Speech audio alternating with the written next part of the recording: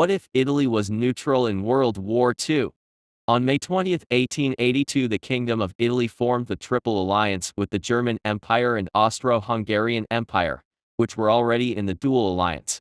It would be during the reign of Wilhelm II one of the two main military alliances together with the Triple Entente, consisting of the United Kingdom of Great Britain and Ireland, French Republic, and Russian Empire.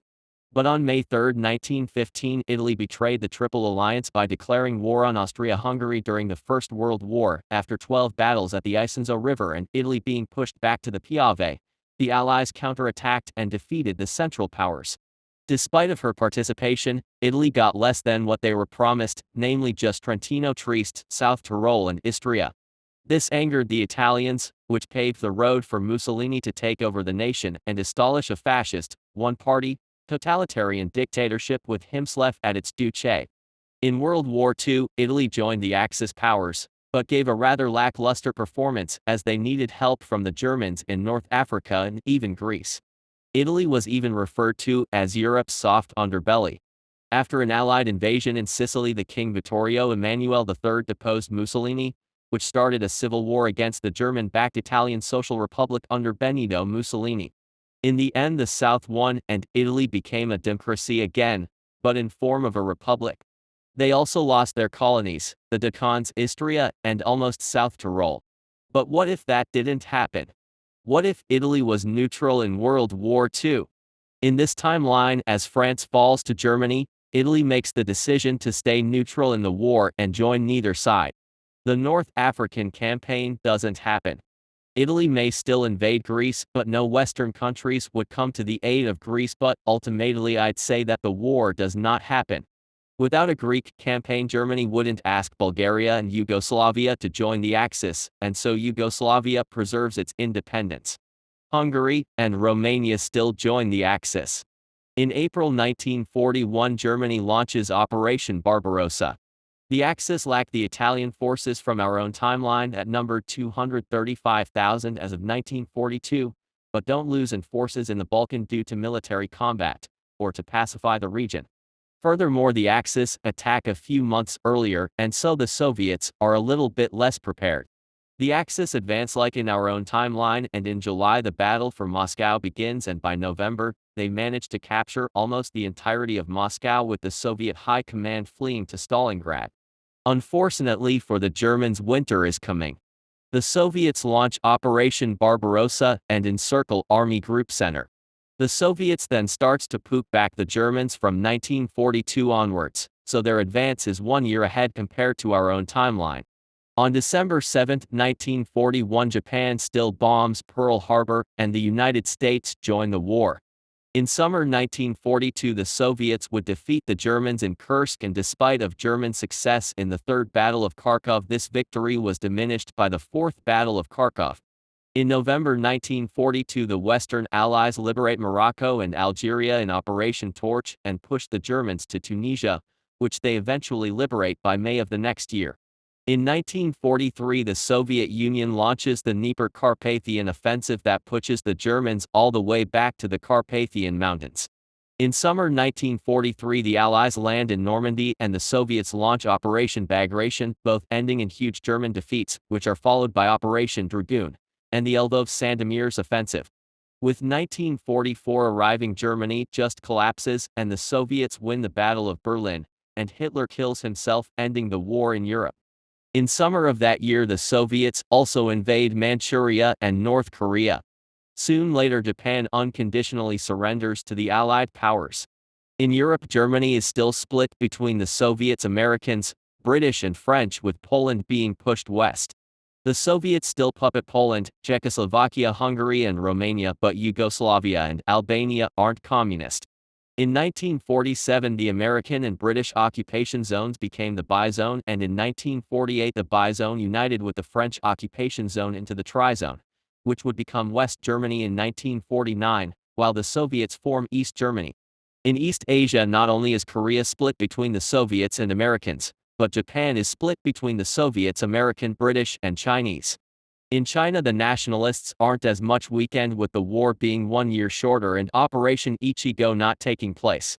Due to these factors, They managed to defeat the communists and reunite China. Since the United Kingdom was rather impoverished after the Second World War, they gave their Japanese occupation zone to the United States. It would become Japan or South Japan under Hirohito, while the North becomes the People's Republic of Japan under Koike Takuda. China did not want to hand over its own zone, and it would formally annex Shikoku. China would lead a non-aligned movement that opposes the Soviet Union and United States.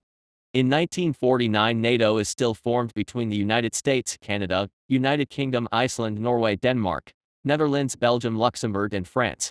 In 1955, West Germany joins NATO, and in that same year the Soviet Union, Poland, East Germany, Czechoslovakia, Hungary, and Romania would form the Warsaw Pact. In 1947, Vittorio Emanuele III dies and Umberto II becomes King of Italy and Emperor of Ethiopia. Just 1 year later, Benito Mussolini dies and Galeazzo Ciano becomes Prime Minister of Italy.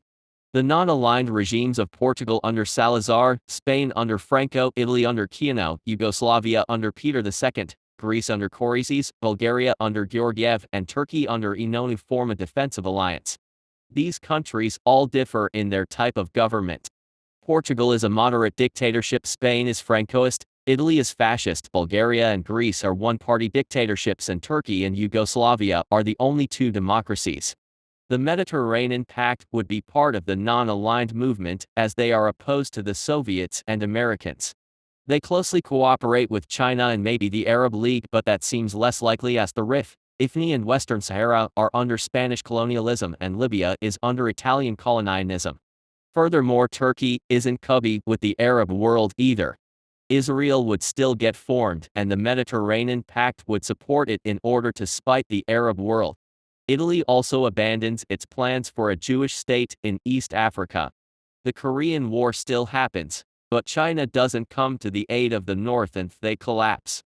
It is possible for China to invade parts of the North in order to create a buffer against the Americans.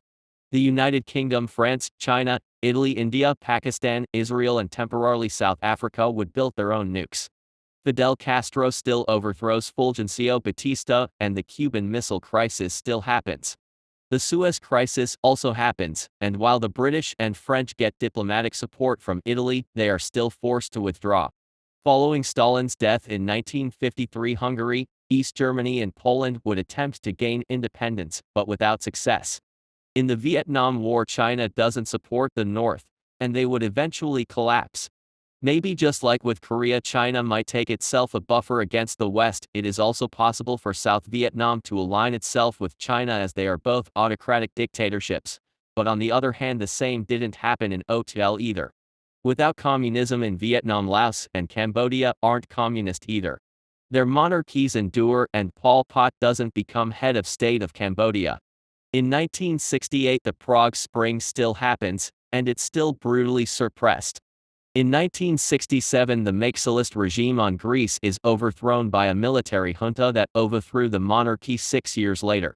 Just 1 year later, the military junta is replaced with a democracy. In Turkey, the government also seeks closer cooperation with the West after the end of military rule in 1983. In 1974, the Estado Novo regime was overthrown, and in 1975 Portugal became a democracy. Spain meanwhile became a democracy under Juan Carlos after the death of Francisco Franco in 1975. In Bulgaria, rule of Zbino ended with the passing of Demo Kazasov in 1980, meaning only Italy remained autocratic. In 1980, Galeazzo Ciano dies and Giorgio Almirante becomes prime minister. In 1983, Umberto II dies and Vittorio Emanuele IV becomes king. In 1987, Almirante retires and Gianfranco Fini becomes prime minister, and he restores democracy in Italy by holding multi-party elections in 1988, ending 66 years of fascist one-party rule in Italy. Italy would also grant independence to the East African Empire, but keeps a lot of influence in the nation by forcing it to use the Italian lira and keep Victor Emmanuel as emperor. Similar to France in their former colonies, they also coup unfriendly regimes. East Africa is not a particular stable nation, as it contains many ethnic groups like Oromo, Amhara, Somalis, Tigray, or Afar. They are also roughly equally split between Christians and Muslims. As if that wasn't enough, there is a huge disparity between the very few, but very wealthy Italians, and the rest that are poor. But unlike East Africa, Italy holds on to Libya as it is due to settlements majority Italian, despite of the Italians mainly living in the big cities like Tripoli or Benghazi. They also have interests to keep the colony because of its huge oil deposits. Italy also holds on to Albania, where Italians also settled. All of these new democracies would join NATO and maybe also the European Union just in time for communism to end. The Yugoslav wars don't happen and Yugoslavia manages to endure. Something similar to 9/11 could also happen to Italy by Libyan separatists. Maybe Hillary Clinton might win in 2016 without a Libyan civil war, but that is pure speculation. As time progresses, China, which is allied to Russia, would still become a rival of the United States. Italy is a great power in Europe with an economy and military that even surpasses France, and a formidable nuclear stockpile. In this timeline, the Balkans don't experience communism, and Italy is a great power, and one of the most powerful states in Europe. If you liked the episode, leave a like, and don't forget to subscribe. Goodbye.